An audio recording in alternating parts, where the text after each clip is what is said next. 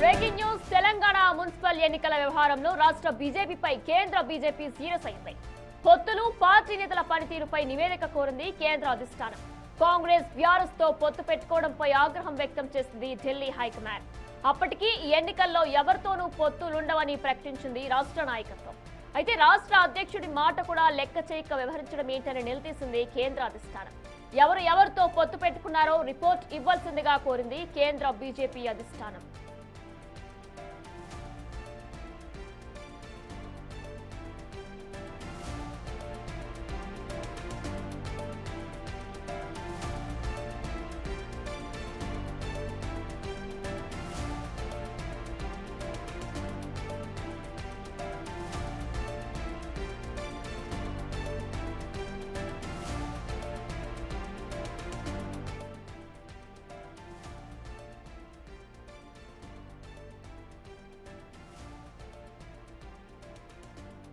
Telangana municipal ఎన్నికల వ్యవహారంలో రాష్ట్ర బీజేపీపై కేంద్ర బీజేపీ సీరియస్ అయింది.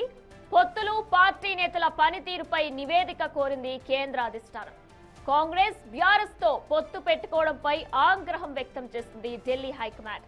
అప్పటికీ ఈ ఎన్నికల్లో ఎవరితోనూ పొత్తులుండవని ప్రకటించింది రాష్ట్ర నాయకత్వం.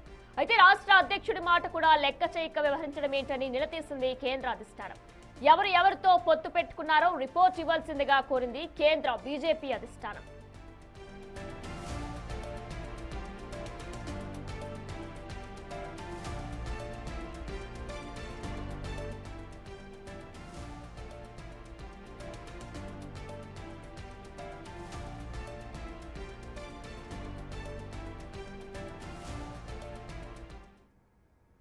ఇదే అంశానికి సంబంధించిన మరింత సమాచారం మా ప్రతినిధి వెంకట్ అందిస్తారు.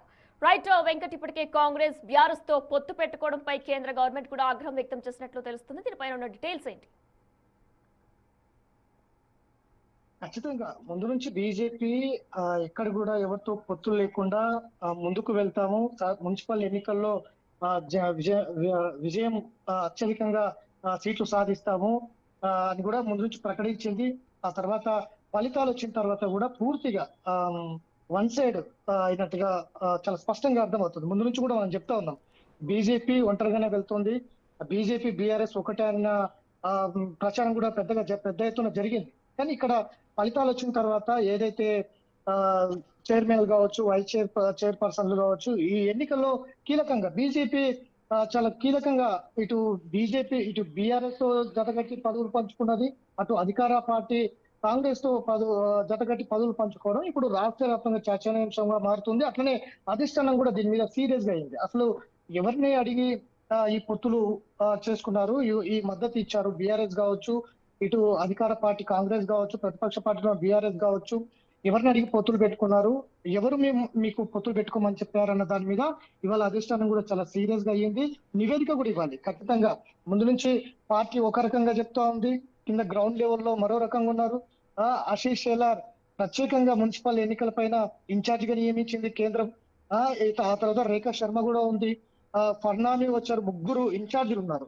కానీ ఎవరు కూడా ఎన్నికలు అయిన తర్వాత ఎవరు కూడా ఈ పదవులు పొత్తులు ఈ మద్దతులకు సంబంధించిన అంశంలో ఎవరు కూడా అందుబాటులో లేకపోవడం, లోకల్ క్యాడర్ మీద వదిలేసేయడం, ఇదంతా కూడా గందరగోళ పరిస్థితులు బీజేపీలో కనిపిస్తున్నాయి.